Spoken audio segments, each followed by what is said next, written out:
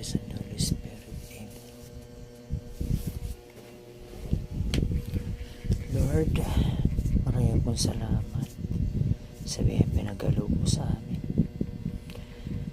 Paspasan mo nawa, O Lord, ang bawat lugar,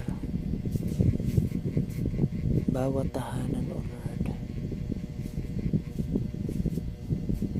na hindi po dumating ang anunsyo na may bagyo na tatama dito sa lugar na ito, sa lugar ng Pilipinas, O Lord.